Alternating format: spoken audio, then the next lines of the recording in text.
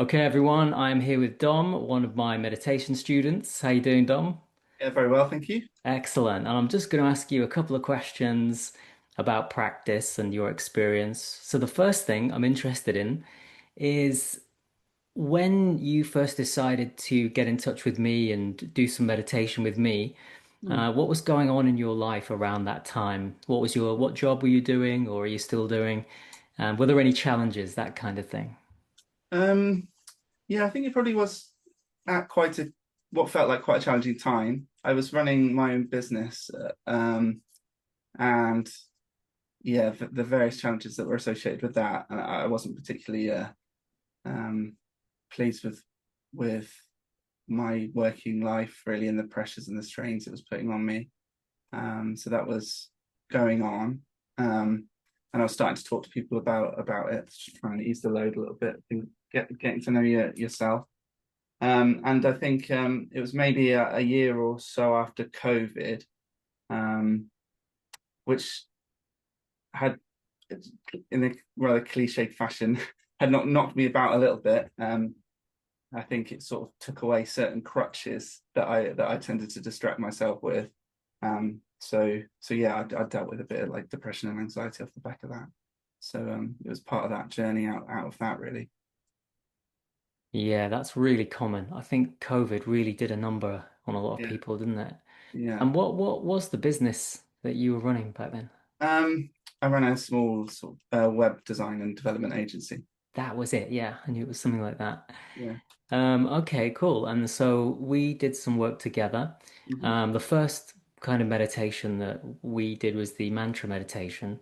Yeah. And how did you find that? Any benefits that come to mind or anything um yeah, that you want to say about that? Yeah, I think the most important benefit is just getting into the habit of spending that bit of time with yourself.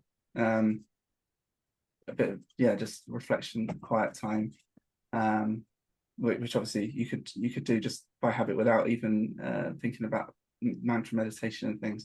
But it created a model to try and focus on meditation and refine the practice, and I found it a really good approach to to keep pulling focus back to the mantra, which is I think how that works, and in so doing quieten the mind, and then gradually use that as a sort of vehicle to get used to getting stiller quicker, really, because yeah, I definitely felt like it helped form a habit, of, even if you weren't doing it, even in the sense of if you weren't doing it as regularly as you wanted, being able to follow that approach, um, you kind of your mind or your body would start to recognize the habit, and you'd find that place of stillness a bit sooner and get more value out of the meditation. So um, yeah, I think there's enormous value in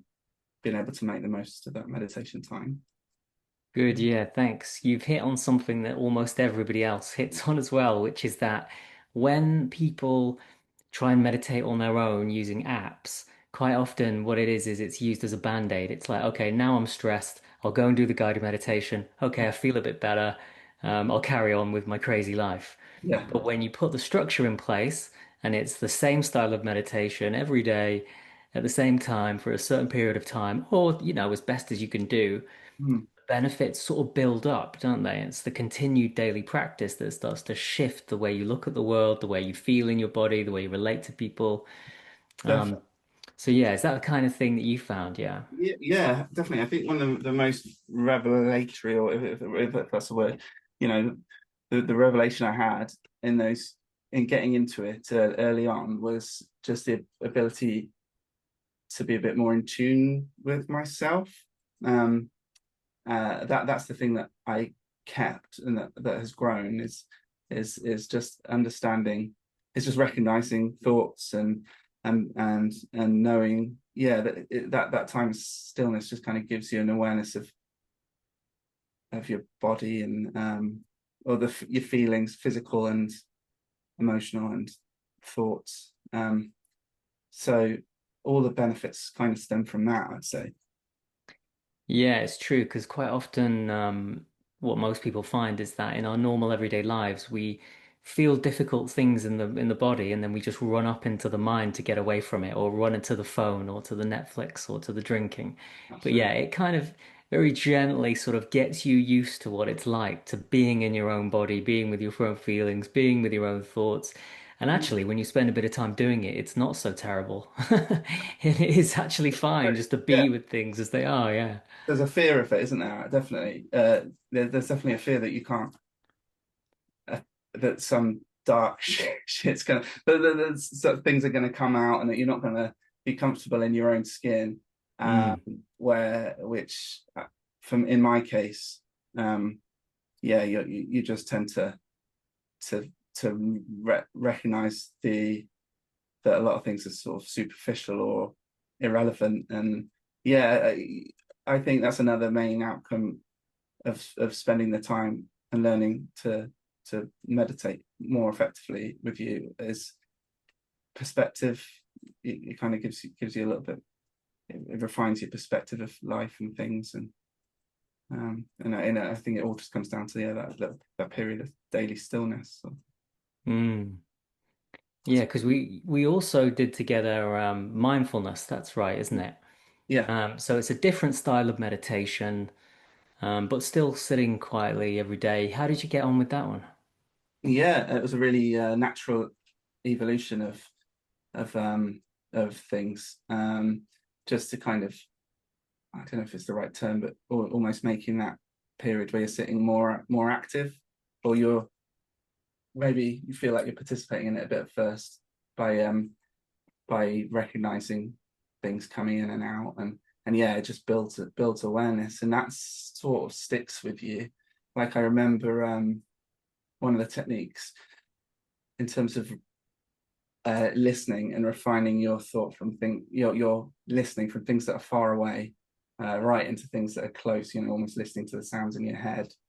And that's something that I think is just sort of locked in as a device occasionally to attune myself to an environment, or just to chill out a little bit. I find myself doing things like that, and there's probably other things that have knocked on from it. But yeah, and when I've done that, I found that I could get deeper into meditation, and then, the experience the benefits of the deep feeling of relaxation afterwards, which sticks with you and makes you generally more relaxed and chilled out. So it kind of elevated things slightly for me, that second batch of learning.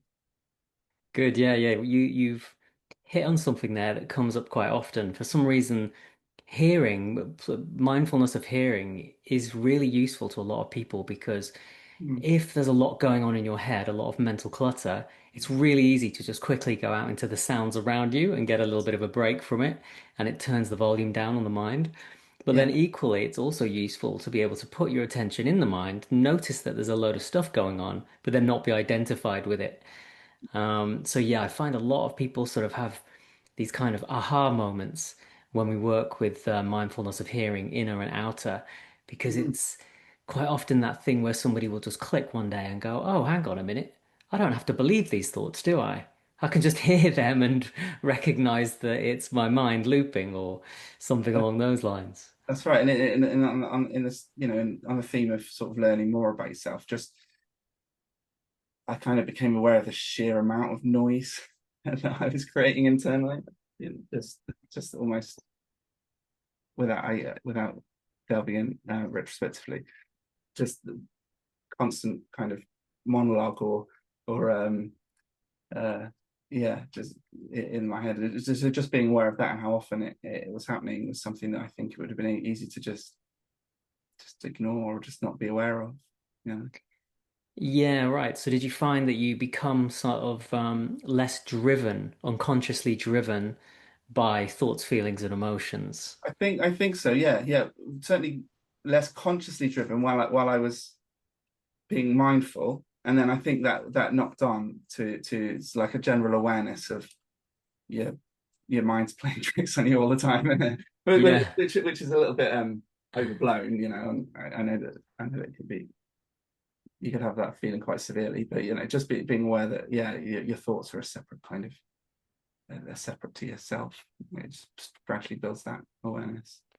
Yeah, it was the same for me when I first got into all of this. I'd sometimes be like, right, I absolutely have to have a drink. Like, I cannot get through this evening without a drink. And then at some point, it just clicked, like, oh, that's just a thought and an emotion happening at the same time.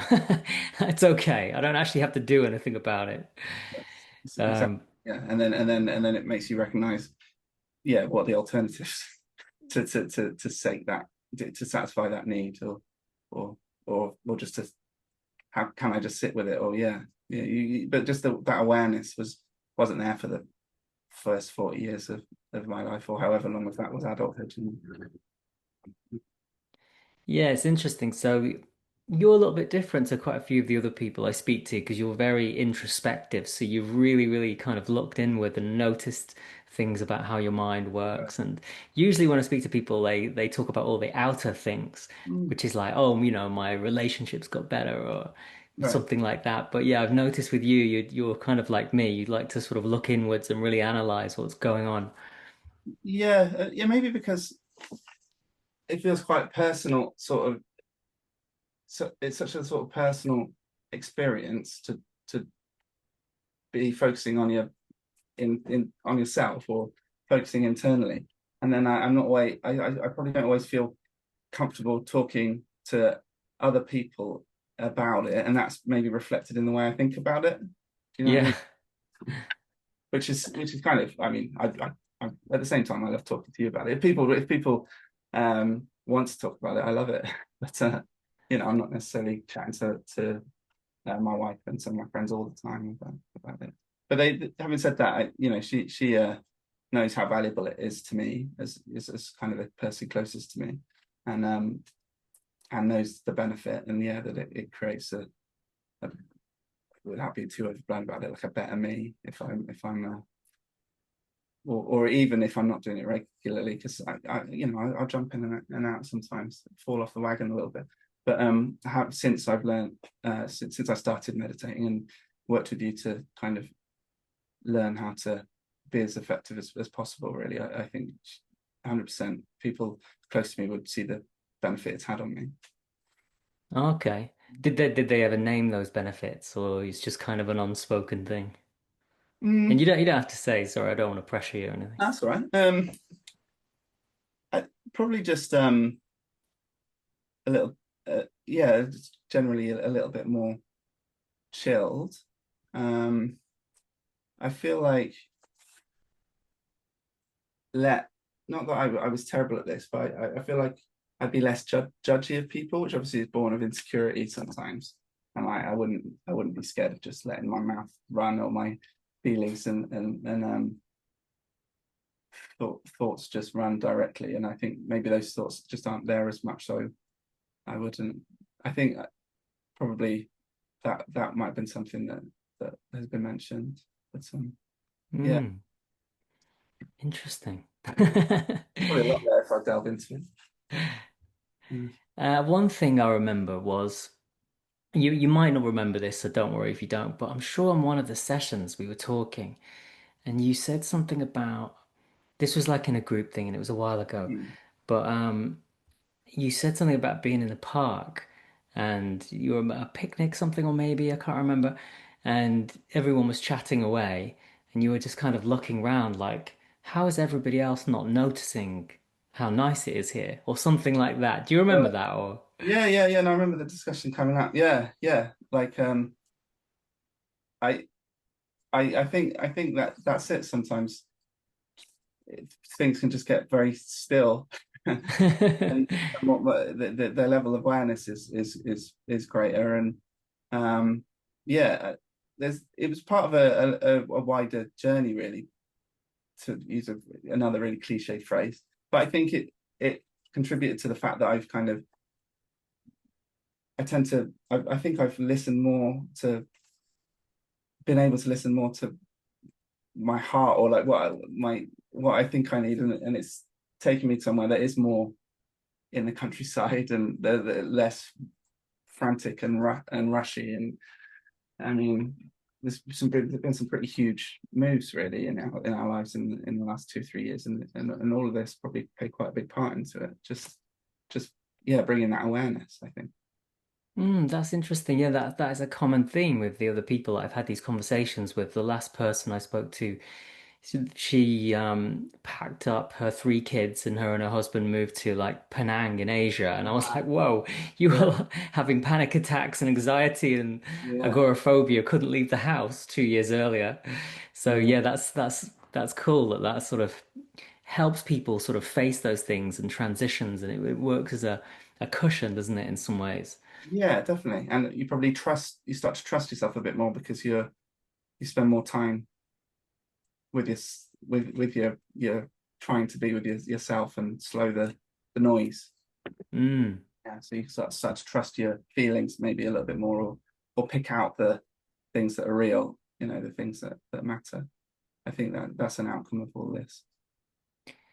Yeah, yeah, yeah. You don't get sucked into those thoughts. You can question the thoughts. You can, yeah, sort of Yeah. tease things apart. And what about like, if you don't mind me asking about this, what about like sort of spiritual side of things? Did you come to meditation with that, or did it sort of come Yeah. out of that, or I don't Um, know. What's your feelings on that? it's definitely strengthened since I think I was always open to it, or always intrigued. But yeah, it's probably quite substantially thinking about, because I feel like I'm really interested in how it all ties together with the different religious teachings, uh, how there's like a central spiritual teaching to them all, and like universal truths, and then how that ties into science. And of course, you touched on that in some of your teaching, and I'm I'm very fascinated with that now, and actually, whereas before, yeah, I would have, a few years ago, I would have been not close. I might have said, oh, I was agnostic or something, but I would have been not as open to this kind of underlying unity and these shared truths that I am now. And so yeah, I mean, that's a massive like compulsion now to explore it further and feel it more, and this belief that everything's joined up, and that all of these people that have been saying it for thousands of years are kind of saying the same thing. Cool. Yeah, yeah. Yeah, it's funny. I was the same when I went on my first ever meditation course where I was taught by somebody. They started talking about consciousness and all of Yeah, this stuff about consciousness being a field shared by all beings and all of this. And I just thought, there's no proof for this. I don't believe in any of this. But over the years, it's like, oh, okay, now I see what they were pointing at all that time ago, right? yeah, exactly. Start to Yeah. see it. Uh, yeah, for me, yeah, rightly or wrongly, it opens your eyes to new things. And you start to see things and understand different perspectives from a different angle and stuff. So, and I think actually listening to you and how it ties together, and learning a little bit from you was probably a catalyst to that. Then also, of course, the practice of um of of sitting, but all the benefits that come from it, it all plays into it. But yeah, I'm fascinated by all that. Yeah, yeah, you're right. There's something to be said for like getting the concepts kind of given to you and understanding it, but that's nothing really without the practice, which gives you the Yeah, direct sort of feeling experience. Even if you never have a full awakening breakthrough, there's something that just happens with repeated settling that kind of gives you this sort of feeling like, oh, okay, I can trust that those concepts more yeah, because I'm experiencing it in some way that I can't quite explain. yeah. No, absolutely. Yeah, yeah. A couple of sort of revelation, yeah, like little revelations in thought, almost at certain points, that kind of change the way you think about things. And then and then when you are reading like spiritual guidance from different sources, or memoirs of like people of people that have meditated for their whole life, and their perspectives that reveals to you kind of. hit home more to me, and sort of changed the way I see and think about things entirely, probably, to be honest. Wow, okay, well that's pretty big, I'd Yeah, say. I mean, probably the case. Maybe it was. I'm more. A little bit reluctant, aren't I, with when I'm talking about it? But I think it. Part of me feels like it was maybe always there, and I've Yeah. just spent time now really letting those thoughts and perspectives come out. But then part of me, I mean, it wouldn't have happened without, yeah, without this kind of, without meditating and things. So, yeah, Awesome, awesome. Well, listen, I really appreciate you taking this time to hang out and to chat. And yeah, it's been really nice to be connected all this time. So yeah, thanks again, Dom. well, thank you for your help and guidance. I love reading your emails every week and keeping an eye on what you're up to. So, yeah, delighted to have come into contact with you. Awesome, thank you. See you, Jimmy.